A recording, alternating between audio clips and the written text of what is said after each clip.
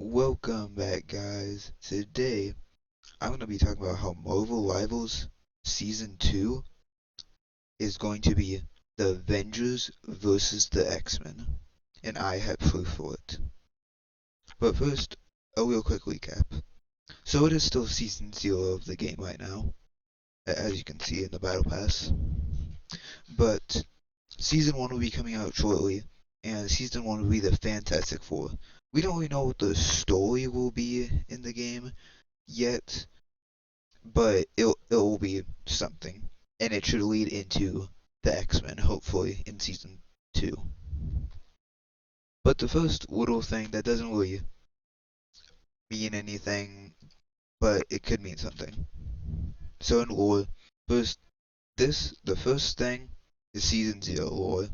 That's the first piece of lore that goes into the character.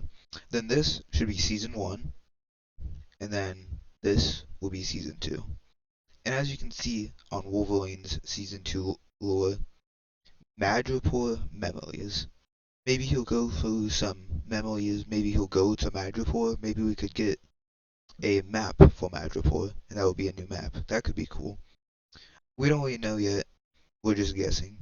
Oh yeah, by the way, for the rest of this stuff, all I could really do is look through the Season 0 story and guess based on the titles of the next ones. So they stuff might be a little stretched on like what I think, but I'm just kind of guessing. But it could be what it is. But into the actual story, if you could imagine, it doesn't start with any mutant. It starts with the Winter Soldier. And let's go to his lore. Now, you see these three. A helping hand, that doesn't really mean anything. Alone and helpless, we don't really know what that means. But back to, sorry if I pronounce it wrong, Mavith? Mavith? Mavith is a different world, so I don't really know how you'll get there. But in Mavith, in the comics, that's where the Phoenix Force is. And so it looks like in season 1, during all the Fantastic Four stuff, he will go to Mavith, maybe get the Phoenix Force and bring it into the next story so we can get Jean Grey and the Phoenix in season 2. That's what I'm seeing and thinking is going on. I'll try to put up Mavith on the screen so you guys can maybe imagine what it is. Maybe that will be a map in season 2 because I doubt it will be in season 1 because it'll be all about the Fantastic Four, not whatever Winter Soldier is doing apparently. But anyways, oh well, also Mavith does mean death in a different language, so maybe back to Mavith, back to death, and all I'm saying is just a big conspiracy theory. But I don't know why it would be called that when that's a planet in the comics.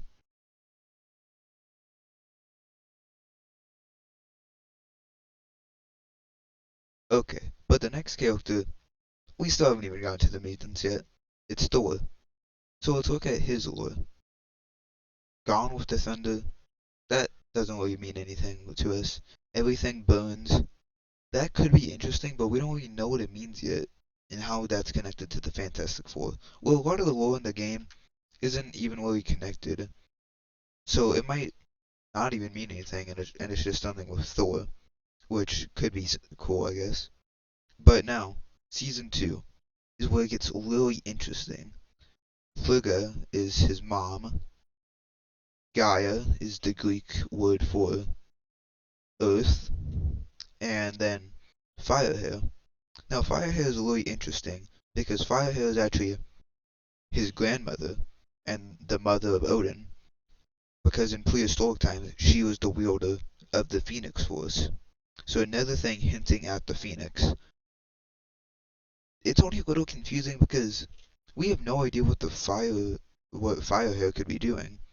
Another name for her is Lady Phoenix, but she was just a person who used the Phoenix Force in prehistoric times, so I don't really know what she could be doing now, or if it's just another hint to the Phoenix coming. But now, we're going to go on a little side thing for a minute and talk about all the references to the X-Men for Season 2. So, first, let's go up to magic. She doesn't really have that much connecting, just, well, season 0 and season 1, we don't really know what those two are doing or mean, but sort of X. Just X-Men. Another hint to season 2 being X-Men.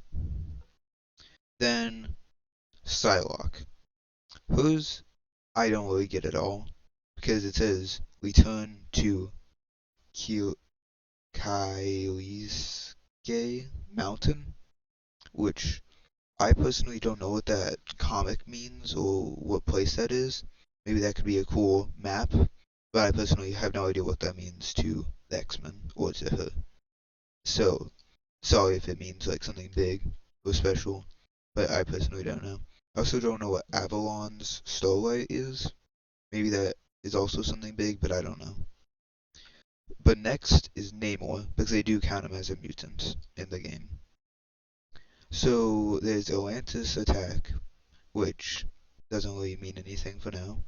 There's Serpent Crown, which we don't know what that really means. Maybe it will be some serpent, I don't know. But then season 2, which should be the X-Men season. Ocean of Oceanus, I think that's his name. Oceanus is a Eternal, so I don't really know how that would connect to the X-Men. Maybe the Eternals and X-Men do connect somehow. Didn't they like plant the X gene in the universe? I don't really remember. I think that is something, though.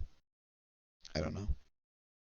But now the last one, Squirrel Girl. Her lore just basically confirms it has to be X-Men. X gene test positive, so she's gonna be an X-Men in season 2, which is really cool. And it could really mean just, yeah, X-Men, more of them. Okay, that's basically all the teasers to the X-Men are coming in that I have seen so far. But back to what you guys have seen in the title and what I talked about at the beginning. Avengers versus the X-Men. Why do I think personally that is what is happening in season 2? Well, I can prove it, and it mainly has to do with Magneto. So, if we look at his lore, it's in the season 2 little thing, the Messiah of Mutants. So that means he's going to be the leader slash protector of the mutants, which is really interesting, personally, because, well, what will he have to protect the mutants against? Well, we'll talk about that shortly, but first, at the end of Trial of Magneto, it's so interesting. This lore, it might seem a little boring, and it kinda is, but there's some really cool stuff in it. One, they talk about Calaco, uh, what's it called?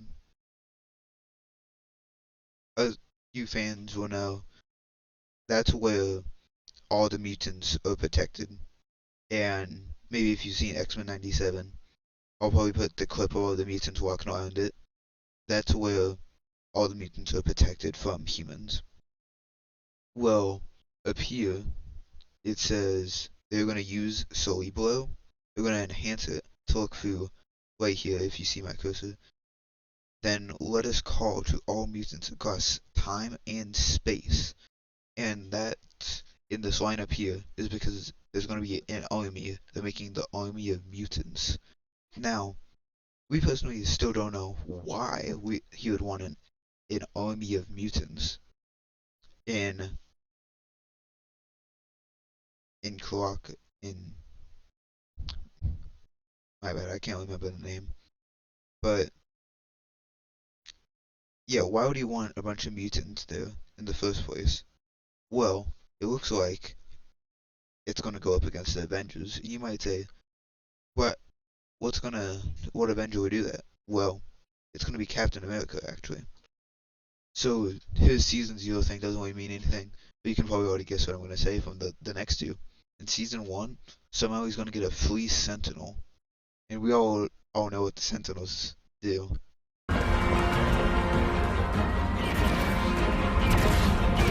Sadly. Um, but how will we get a free one? I may ask. Maybe it's from Mr. Fantastic because he'll be in season one. We really don't know. But then season two, Ready for War. Who do you think he would be going up against war against? That he needs a Sentinel for? I could only guess it could be, well, the X-Men, because that's what Sentinels are used for, to go up against the X-Men. So, that's personally why I think Captain America, well, also Captain America's always attached to the Avengers. That's why I think Captain America and the Avengers are going to go up against Magneto and the X-Men. And they'll introduce more X-Men into the game in season two, because it will probably be the Fantastic Four and the Avengers versus X-Men and like more X-Men. So hopefully you guys think kind of the same that I do, and hopefully it like all makes sense what I'm kind of saying. So like, if you agree, like and subscribe. I'm joking. It doesn't really matter. But okay, real quick, Marvel post-credit scene. I didn't mention one mutant. Well, oh, I didn't mention Scarlet Witch either, but that doesn't matter. Real quick, her lore just kind of talks about the Darkhold. It seems like that could be interesting, maybe. And I don't know if Luna Snow is a mutant, but never mind. Let me go to what I was talking about. Storm. I didn't mention Storm because she actually doesn't set up season two. She sets up season three. Okay, well, I'm not going to cover that now because it's a long thing I already made up. But so hopefully you liked all my covering on season two, and soon I'll have out the video on season three. So hope you like this. See you guys next time, hopefully. Now, bye.